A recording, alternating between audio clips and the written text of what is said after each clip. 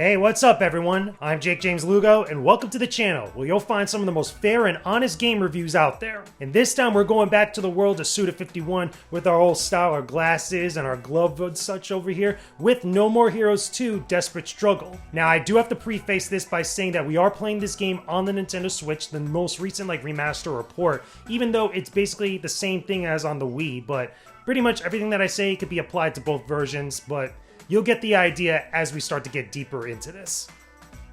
Even though it had a fair share of issues, the first No More Heroes game generated enough positive reception to warrant a sequel. No More Heroes 2 Desperate Struggle was released on the Nintendo Wii back in 2010, about 3 years after its predecessor. Funny enough, the story picks up about 3 years after the events of the first game, with Travis Touchdown having walked away from the UAA after becoming the #1 ranked assassin in Santa Destroy. However, he returns to the city and receives news that his best friend Bishop, the guy from the Beefhead video store, was murdered in cold blood. This was done at the order of the CEO of Pizza Bat, the new #1 ranked assassin and the current leader of the company, which has expanded its control over Santa Destroy. Enraged at everything that's been going on, Travis decides to jump back into the assassin world and climb the ranks once again to take revenge for Bishop's death. The goofy thing about this story is how it cherry-picks different plot points from the first game to use as canon, while ignoring and not really mentioning others. Not everything is recapped or addressed going on into this, and the game kinda pokes fun at it, doubling down on its cheeky fourth wall breaking humor. But does that help make No More Heroes 2 a better game than its predecessor? Or is it really more of the same nonsense? I haven't seen you in 3 years and that's the welcome I get? How about you fill us in on everything that's happened since the last game? We're not gonna be satisfied until you do, right? Oh, give me a break. There are people starting from the sequel who don't care about continuity, you know. Besides, it would take forever if I recapped every detail of your fall from greatness. Players would skip it. It's so boring. Well, I guess you got a point there. Now, as I said with my review of the first No More Heroes game, I do think that the heart and soul of everything is with Travis Touchdown. A lot of your enjoyment of No More Heroes 2 is going to be predicated on your love for Travis himself, and that's the way it should be because this is essentially still his game. But I do find it interesting that we get to play as other characters, specifically Shinobu and Henry. Unfortunately, I don't think you spend enough time with them, and a lot of the stuff that they do, with the exception of maybe Shinobu, all that stuff doesn't really impact the greater story or the greater narrative as a whole. It feels kind of like with Henry's stuff, it's kind of thrown in there at the very last second, and with Shinobu, she does impact some of the things that are going on with Travis, but I don't think you spend enough time with her. I would have loved to see maybe other missions or maybe bonus missions that flesh out a little bit more of what was going on with her and other stuff of how that kind of impacts what's happening with Travis, but again, that's wishful thinking. Either way, what we got here is still much more decent and a lot more focused than what we got with the first game. So besides all of that, let's talk about the more important stuff with this game, and that's gameplay, because there is a lot to touch on with this sequel, especially considering when we looked at the first No More Heroes, I had a lot of issues with that game on certain aspects of it. And No More Heroes 2 really tries to mix things up. For anyone that played the first No More Heroes, a lot of the changes done in this game may come as a big shock, but it's for the better. No More Heroes 2 gets rid of the city exploration in Santa Destroy and keeps things very focused on the combat and the story. You start missions and engage with everything via the main menu that overviews Santa Destroy. Personally for me, I think that this was a great choice and worked out in the game's favor. It might be a downer for some, but I really didn't like the first game's exploration, so this was a welcome change for me. That being said, not everything is a complete improvement with the combat in No More Heroes 2. The visuals and the feel of the controls are a step up, but there's still plenty of moments where the camera is a huge pain to deal with. Enemies will attack you from off-screen, and objects can obscure your view of the action at the worst of times. It's still frustrating when it happens. Despite that, I really like the new additions to the combat you get in No More Heroes 2. Travis can use different beam katana fighting styles that open up when you obtain new upgrades from Naomi's shop, and he can learn new wrestling moves from magazines you gather while on missions. I love the dual-bladed katanas you get towards the later half of the game because it really makes Travis into an absolute force of nature. You could chop down tons of enemies with ease and it looks absolutely glorious. Some might even say it's a little overpowered.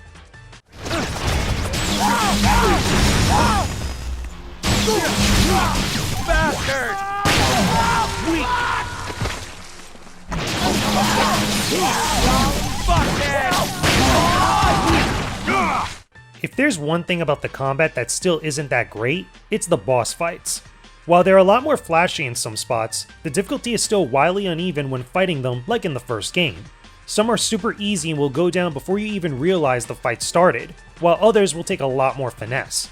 I'll admit that the bosses are not as tedious or unfair compared to the first game, which is a huge improvement. But a few bosses are definitely more annoying to deal with than others. This is especially true towards the end of the game where you need to clash swords in order to continue the fight, otherwise you're stuck in an endless loop.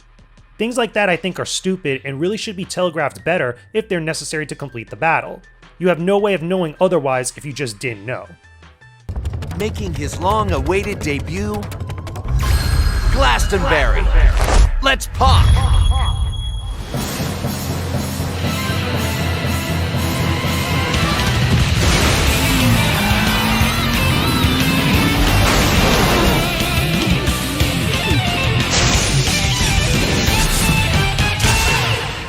Something cool I want to mention that I really appreciate is that this game on the Nintendo Switch has almost no load times whatsoever, and I really like that. I remember playing this game on the Nintendo Wii back in the day, and there were load times because the Wii could only do so much, the hardware really wasn't as good as other consoles of the time, but with this one now being on the Nintendo Switch and there's better guts inside the Nintendo Switch itself, again, it's something that you really take for granted. When you have no load times whatsoever, it just feels so good. Things are just moving at such a quick pace, and I really like that. So the final thing I do want to touch on is all the extra content and the side jobs that we have in No More Heroes 2.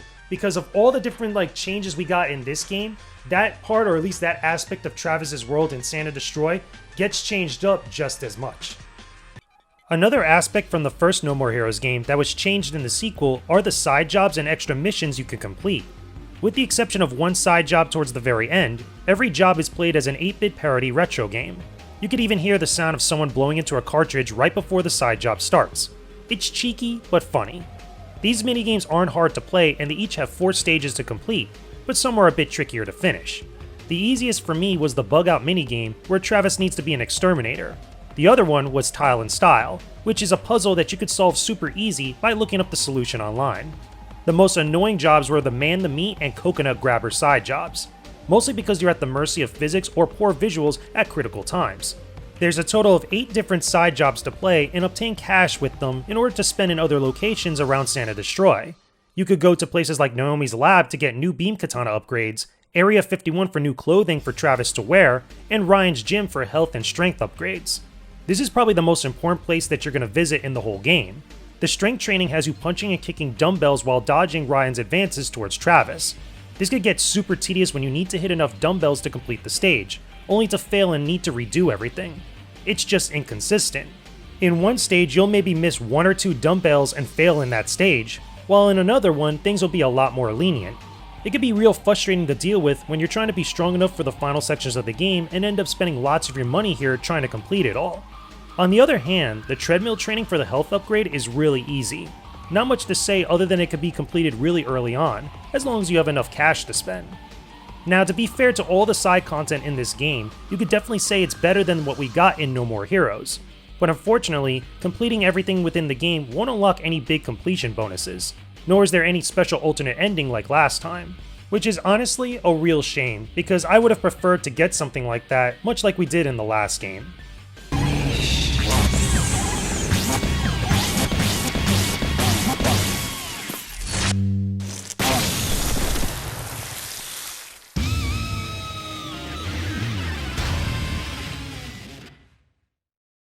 One other thing you get to do that's also part of the side content are these revenge missions, which are pretty much arenas where you're put in some sort of area and you have to fight all these different groups of enemies. You don't really get much out of them other than a bonus no jacket version of Travis, which is fine, but it doesn't really contribute anything else. It doesn't change up your abilities or do anything really significant other than an aesthetic change. I do wish that there was more missions like this that probably gave you other bonus stuff for completing them, because again, part of the central plot point or plot device of No More Heroes 2 is the revenge that Travis is taking for his friend Bishop getting killed, and I think that would have been cool to have extra stuff like tied to that, besides the main stuff going on with the ranking fights and everything else with Pizza Bat and stuff. Again, it just would have been much more satisfying to engage with all these different missions, or even have a few more to give you an even bigger bonus at the end. So after everything that I've mentioned, can I recommend that you guys check out No More Heroes 2 Desperate Struggle on the Nintendo Switch or the Nintendo Wii? I think that this game is much better than the first game. I like a lot of the changes that they implemented, getting rid of the city exploration. A lot of the fine-tunes and the tweaks to the combat I think are pretty good. It just feels better to play overall, and the momentum just feels much better as well. A couple of things that I did mention that were annoying, including the camera, some of the different mini-games that be a little bit too tedious, as well as some of the boss fights. They are things that I think are negatives about the game, but nothing too significant to really be a huge detriment. Not like how I felt with the first No More Heroes, where that was really dated. I feel like you could go back to No More Heroes 2 and have a great time, even though this is a game that was made way back when. If you're curious about the No More Heroes universe and you just want to get right into the series, I feel like you could use No More Heroes 2 as a good starting point, and then get caught up with all the events of the previous game from like YouTube videos and such. I feel like this is a good game that I think is much more better representative of what the series can be, and how fun and how interesting and how cheeky it can be. Especially if people are excited for No More Heroes 3, you definitely want to start out with this one, in my personal opinion.